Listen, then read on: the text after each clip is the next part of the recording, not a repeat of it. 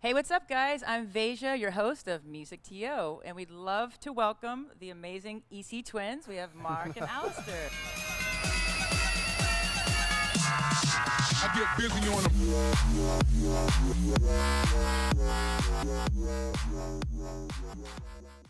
Well, thank you for joining us. We're really happy to be here at the Liaison Restaurant and Lounge. So, you guys are obviously looking dapper as always, and you guys have a very unique style, and we can see that Do we all really? A over your- white shirt? Is Well, that hey, unique? you guys. Well, we've all seen your Instagram and how you guys dress. You guys are always dressing dapper and like almost like 007, and it's very almost like a Blues Brother feel. Yeah, So yeah. is Matt it- looks is a lot like Dan Aykroyd. James Belushi, Jim Belushi. So tell us, is that something that comes natural with your own styling, or do you guys have like an image consultant, or Oh, work yeah, with other people? absolutely, yeah. Like, Yeah, I've got somebody, On the payroll. six-figure sum every morning telling me which set of underwear to put on. oh yeah. No, we've always liked clothes. Look, whatever anybody tells you, and I know a lot of like people in the industry, especially in the DJ industry, take themselves way too seriously and laugh at fashion, but it is important. Yeah. All right, it's important, and if you want to get ahead in life, you have to dress a particular way to look like you're not new to this. You guys are adorable. So let's go back in time. So tell us a little bit more about your past, and that we all know that you guys were born in Manchester, England, and then you guys later grew up in Edinburgh, Scotland, and got into the house music scene. So how was the music culture different back then, and how do you feel like it has changed now? Well, we grew up in an incredibly poor neighbourhood that was. To give you a very brief history, Manchester was similar to Detroit, to contextualise it to Americans. It was an industrial city, the industry went away, so our dad, through no fault of his own, was an engineer, became unemployed, and there was no place There's to no work. work anywhere. There were no jobs. There was no factories everywhere closed down, so it became very poor. The area, we didn't have a media. It's not London where we're from. Yeah. It is not London. That is important that people understand that. And there was a lot of music there. A lot of music. Our dad constantly had vinyl, constantly, even though we had very little money, constantly talked about what speakers And he wanted. once house music came to the United Kingdom after Chicago, it came to Manchester, and that's where the rave scene started at a club called the Hacienda. So we were raised throughout that, but also It was owned by a band called New Order. I don't know if you know Yeah, them. New They were Order, formerly- who used to be formerly the the Joy Joy Division. Division. So that was rammed into our heads. Our babysitter was a punk rocker who used to listen to punk and post-punk. It was rammed into our heads, music. It wasn't like some people say, oh, I love music because they listen to the crap that's on the radio. It was the constant. lukewarm diarrhea that's force-fed to them on a daily basis. Yeah, we were given a very. Our dad was obsessed with soul music, and of course the punk was punk and post-punk, and it was pumped into our brains when they were mush. Wow. So it's different for us. Music isn't just something that we enjoy. It's a passion. It's something that is constantly. Yeah. It's just a part of our DNA. And then when we were 16, which was as soon as we could leave school, we left Manchester, and we've never been back. Wow. Yeah. It gave us. Sorry, that- Manchester. It gave us or you're welcome, depending people on say how you like us. So when you guys were younger, can you guys recall the first record that you heard that really resonated with you, that inspired you? Well, yeah. Well, I Even know if what it's you're not saying. EDM. Well, I can't. Like I can't tell you the first record. I can tell you that my dad used to listen to soul music like Luther Vandross and Alexander O'Neill, Jeffrey Osborne, Sade, Shaka Khan, and he used to listen to all that. And at one time, he bought these bootleg tapes home, like from the market, recorded tapes, and he said, "Well, which one do you like?" And I believe there was a Guns N' Roses one. Yeah. Wow. There No, was I Now Music 45 or whatever, with all the lukewarm diarrhea of the day on it. And then there was one called Hip Hop and Rap in the House, which was hip hop, rap, and house. Yeah. And I said, this is the one that we like. And so it sort And of we went just from played there, that. and We just played that. It was hip hop music, rap music, and house music, and we just played Wow. that back to back, and that was one of the first tapes that we just hammered that. And house music to us was a thing that it didn't have any. The greatest thing about house music is black, white, gay, straight, rich, poor. When we went to the house music clubs, everybody was there.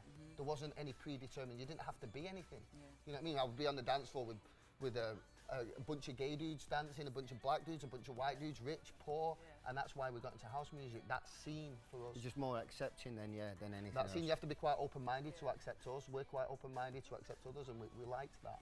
So that's why we went all in to house music.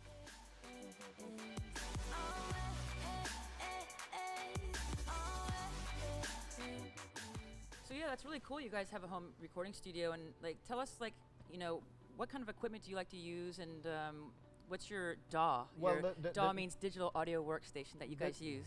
the new sound that we've been playing with is something that we call retro wave, and that's using hard synthesizers, classic synthesizers, vintage synthesizers.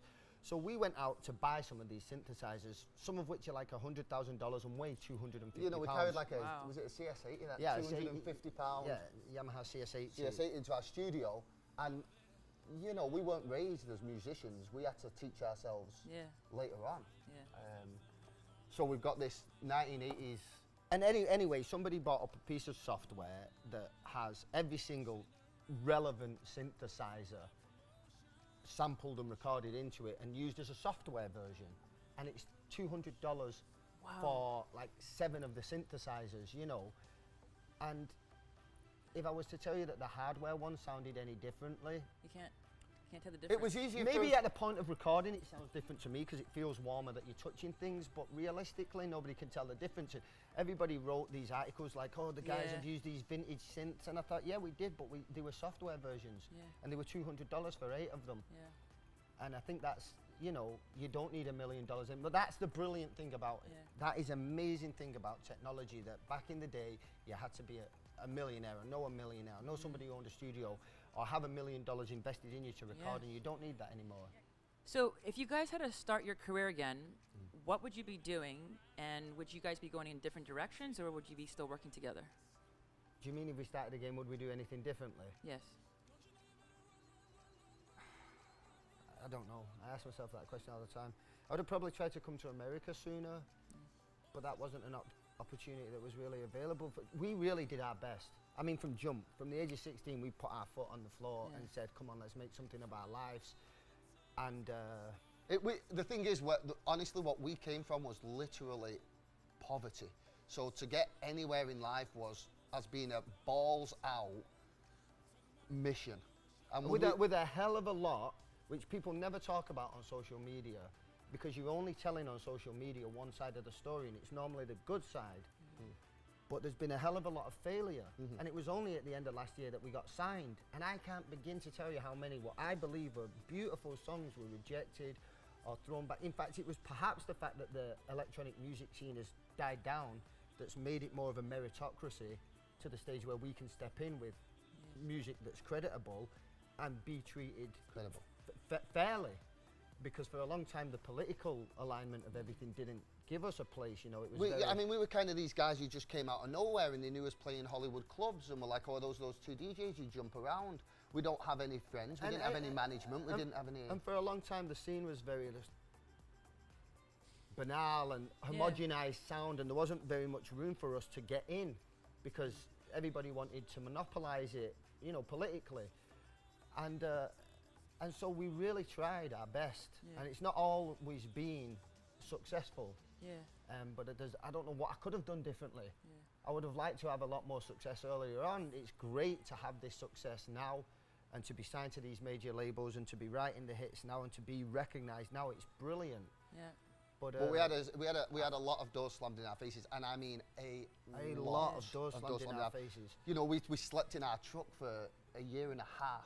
Wow. Homeless here. I stood outside Home And Depot. I think it's worth mentioning that the engine didn't work in the truck, so it was essentially a big red plant pot. It wasn't slept moving. The in. truck didn't work. We just slept in it. And it was parked in South So Central LA. if people knew what we went through, we went through a lot. You know, like I say, working construction here. It wasn't Waiting just outside Home Depot to paint your wall for $50, or dig out your avocado roots for somebody. $50. Somebody was giving us. Would I have liked to eradicate the period in time where I was homeless? Yes, I would, but I don't know what I could have done to avoid that except for giving up and got an office job in Edinburgh and fuck that noise.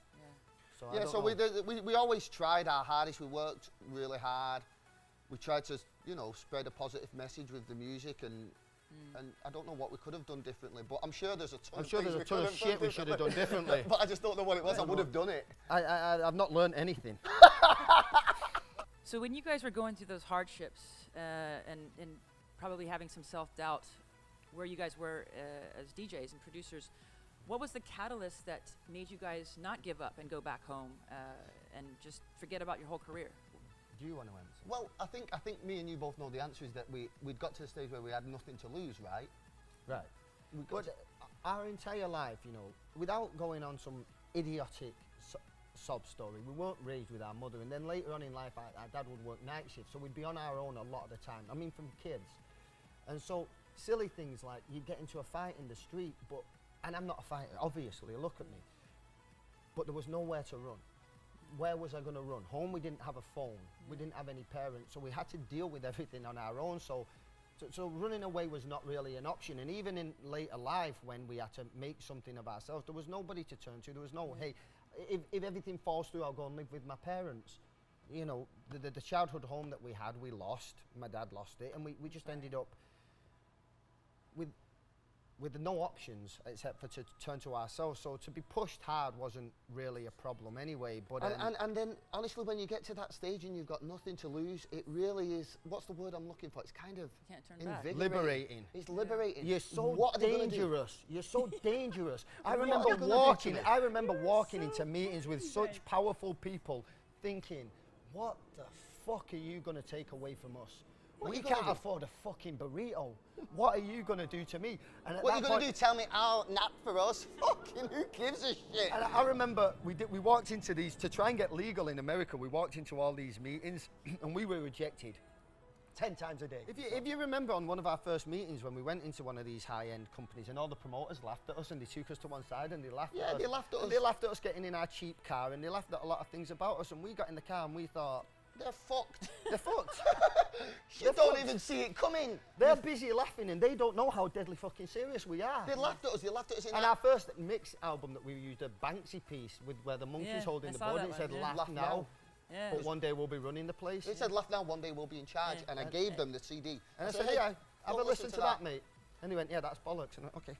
Laugh now. They laugh at us in our shitty car. They laughed at us. We asked them, what is your philosophy? What is your passion? And they said, bitches and And ballers. I said anything else, and he went, ballers. And I'm like, so a brothel.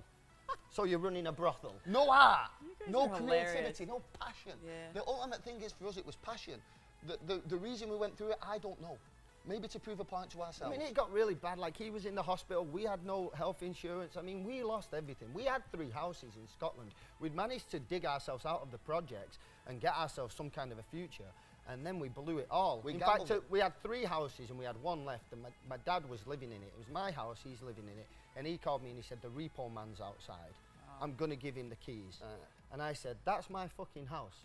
Don't If you you dare. give him the keys, I'm going to come back and run his fucking face up and down that brick wall outside it. It's my house and it's not your keys to Okay. give him. Don't give us the keys Yeah. and give us 2 weeks to try and fix this. Yeah. And we did manage to fix it somehow. It was just, honestly, it was nothing but hard work and a lot of risks. But ultimately, you know, my ex-girlfriend's dad said, because it got really hard and he used to call me.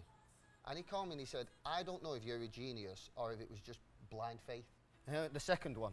I don't know either. His ex-girlfriend was with us and she was crying. She was like, you have nowhere to live. We have nothing to eat. It's crazy. No, she said, we have so many problems. We have no so food." many problems. We can't eat. We've got no clothes. We've got no car. And they're all one problem. We have no money. Stop turning one problem into a million problems. And she said, anybody else would go home right now. And I'm like, exactly. They would all go home, and that's why they're not a success. And that's why we're going to be I mean, we're not fucking going our home. trajectory and our story is very, very, very different than anybody else in the music industry from what we can see. Certainly anybody else, you know, we didn't come with this big single and all this management. Yeah. And, you know, you say we mess around with clothes and stuff, but all the branding is ourselves. Of course, we don't have bloody stylists, Aw. you know. But it's a different story. But mainly it was passion. But Mainly, it's an important story because I think if you scratch the surface, we are 99% of people, Yeah. maybe more. Yeah. We're probably 99.9% of people. You're all sitting at home. You're all getting Yeah. rejected. You're all struggling. Yeah. And you're all being told to give up by everybody. Even people that care about you are going to at a certain point say, hey, I love you, but are you crazy? Yeah. And it's important to have somebody to look at and say, no, I- you're not crazy, don't give up, you're absolutely fine, you're on the right track. Yeah. keep and it's going." also important to know that we're nothing. You know, we tell people all the time we're nothing special. Nothing special. We're not particularly good looking. We're not. Oh yes. We you weren't are. taught. We weren't taught to be. We were not. No, we're not. There's just 2 6s sat next to each other. Makes like 110 somehow. I wasn't Beethoven at the age There's 2 of. 6s on a good day. You guys are funny. Wasn't Beethoven at the age of 6. All it was literally hard work. Yeah. So we'd like to thank the EC Twins for an amazing interview at Liaison Restaurant and Lounge. And we obviously know that music is one of their biggest passion. And we'd also like to know, What else are you guys totally obsessed about? Comedy, cycling, food. And that's it. That's about it, yeah. Obsessed with comedians. Not a big fan of DJs, a huge fan of music, but a huge fan of comedians. I don't know why. That is. And Well, you- food, and cycling. Well, that's good. Well, thank you so much for coming on our show, and Thank you so much. we look forward to checking out more of your music and seeing some more of your shows in the upcoming tour. We've got a lot coming, yes. Yeah, thank you so much. Thank you.